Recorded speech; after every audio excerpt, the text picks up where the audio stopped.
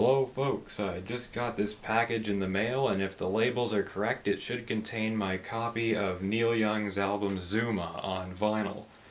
So, as always, I'm just about to unbox it, and I figured that you'd like to take a look as well, so here we go. I ordered this a few weeks ago after I started listening to the album a few times and was really interested in the music. Every package is different, and every time I get one of these it opens differently. Anyway,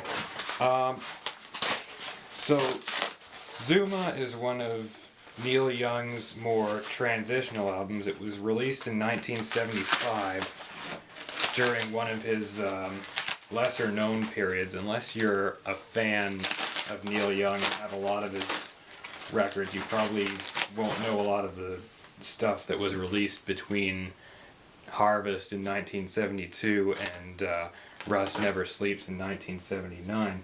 But this was one of his more experimental albums, released in 1975, and as I said, yes, it was a transitional recording because the year before he released a record called Tonight's the Night, which was very dark and experimental and all about grieving for a member of Crazy Horse, his band, who had died of a drug overdose earlier that year.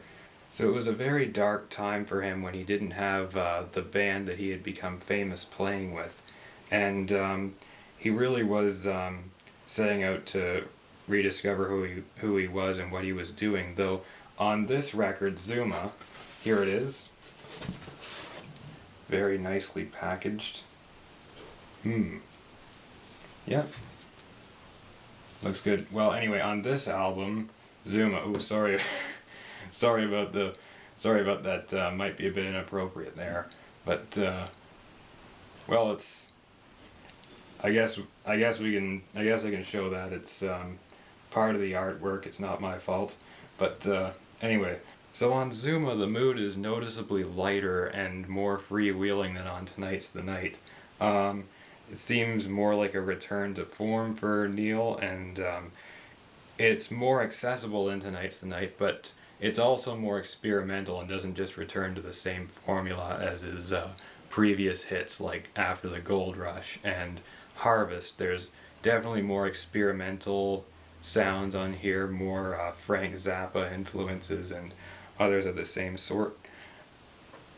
And on this one, Frank Sampedro had joined as the band's new guitarist, so I think they were starting a new chapter, and that's pretty much been the lineup on Crazy Horse that has stayed the same ever since.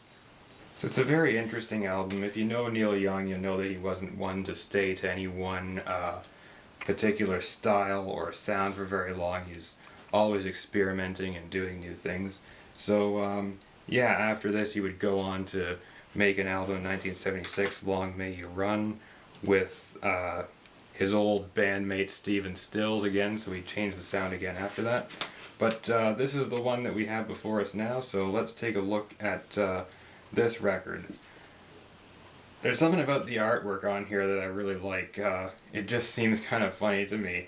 I'm not sure who drew this, but it always the artwork kind of reminds me of a Gary Larson Far Side comic strip, the way this bird is drawn. But anyway, no offense to whoever actually did the artwork on this. It's very unique and nice. I think the artwork on here really reflects the themes of the song Cortez the Killer, because there's a lot of imagery around colonization on here, and Inca and other themes here. There's a pyramid there, like from Central America, and there's other themes here. There's mountains there, like the Andes, different symbology. I think that's supposed to be the Sky Woman here.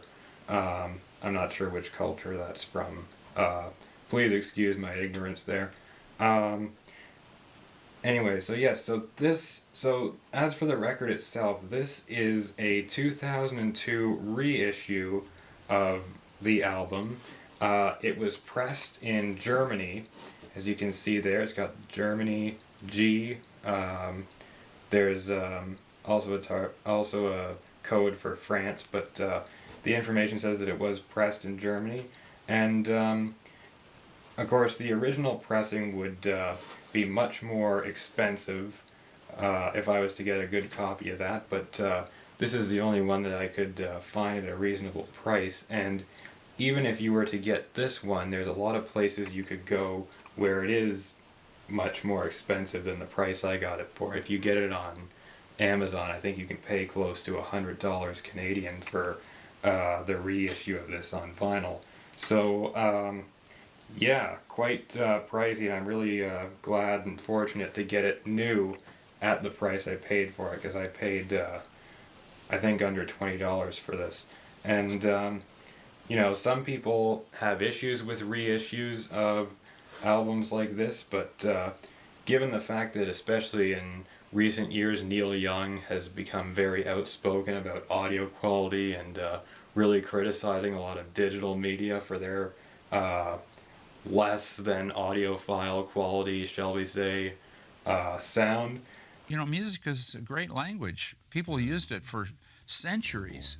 And for us to be here in the 21st century with all of our technology and have this recorded sound, have it take such a dump, I mean, it's down to 5% of what our files hold or are capable of. But I assume. So you can tell that when he does a reissue, he's going to make sure that it sounds the best that it can sound. I'm not sure if this was sourced completely from analog, but if it isn't, then it's probably sourced from really high quality digital files, so I have faith that it's going to sound good. So let's look at the packaging itself. I like this construction. I think this reflects the original style of the packaging. It's a very cardboardy paper feel. It's a bit bent here. That's unfortunate, but nothing to cry about. Heard about some people who will slit the plastic on these and just kind of leave it in its original plastic with just a slit here for added protection. And I don't know, some people seem to think that that adds value to it or keeps the value of it. Other people say that it's not good in the long run, and to just get your own separate plastic sleeves. So I'm gonna take it out. I think it's safe to just put it in a regular sleeve, my own plastic sleeve, afterwards. So for now this should be okay. Looks to be good. Yeah, it's got that very nice hand done feel. I feel like looking at it and feeling it, it feels almost like this was just hand drawn and that someone just did this with a pen on here, so that's really cool. Okay, so now let's look at the inside of the packaging. Yeah, oh, there's more of it. The Sky Woman and eagle flying over the land there. That's cool. Really interesting minimalist stuff here. 1975 was when it was released. Oh, it's in German. There's a German fine print here, so this is a real authentic European pressing. That's cool.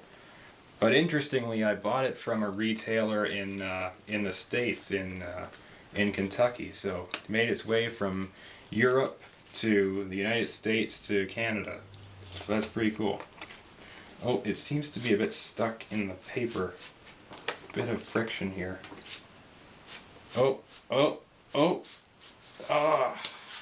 Ooh, I hope that's not a problem down the road, getting it out of there, generating static. Yeah, seems to be in good condition. Bit of papery bits on there, but that shouldn't be a problem. That's pretty typical. Seems to be in very good condition. Seems to be well pressed. Its original seal, a bit warped, but hopefully that's not an issue.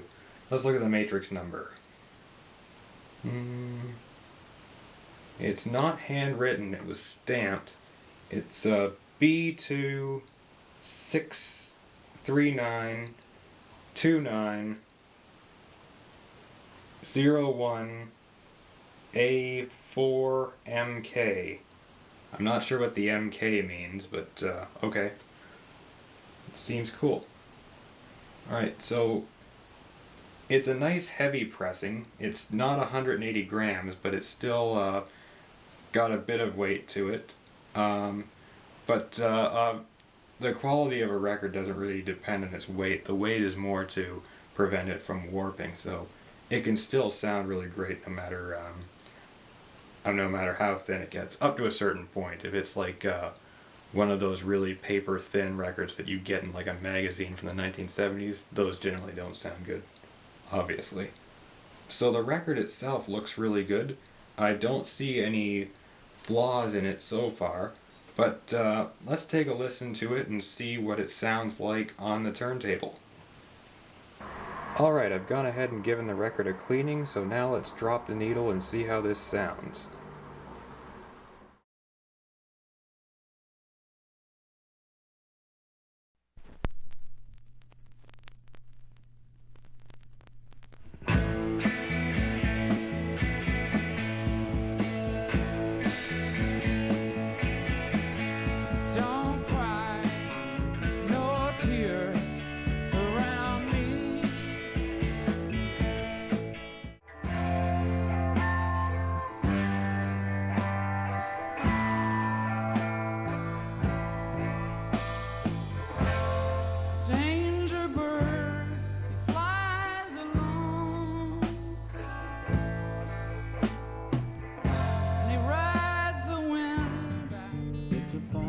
Situation when all eyes are turned in, and the love isn't flowing. So from the first needle drop, it's clear that the sound quality on this pressing is spectacular. There's a low noise floor and you get rich, deep bass and clean, precise highs. It's a very enjoyable experience listening to it. They've done a wonderful job mastering and pressing this album. I really have to give kudos to the team at Warner Music Manufacturing Europe who did this. There is a little scratch on side 1, but it doesn't create a lot of noise and it's not really noticeable when you're playing it. It was probably created during the packaging process, so just a minor flaw, but not really anything major.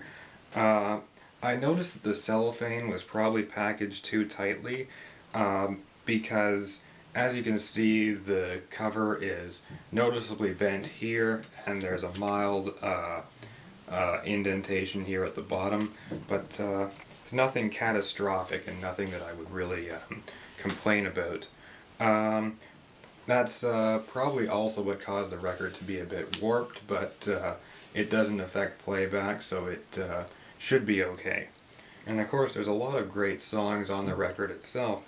Many were recorded with Crazy Horse, as I said, but there's also one, Through My Sails, at the end, which was recorded with Crosby, Stills, and Nash, Neil Young's old pals, sort of. So the record was produced by Neil Young and David Briggs on a lot of them, also with Tim Mulligan on a few others. So really solidly recorded and mastered here, and really enjoyable to listen to. I'd say the highlights of the album for me are Danger Bird and Cortez the Killer, which really showcase Neil Young's skills as a heavy guitarist and the power of Crazy Horse as a band. There's also Don't Cry No Tears and Looking for a Love, which are quieter and more introspective songs and showcase the other side of Neil Young's work really well. So, very versatile album and very creative and original album. So, if you can get your hands on a copy of this record, I would recommend it. And until next time, thanks for watching. Take care.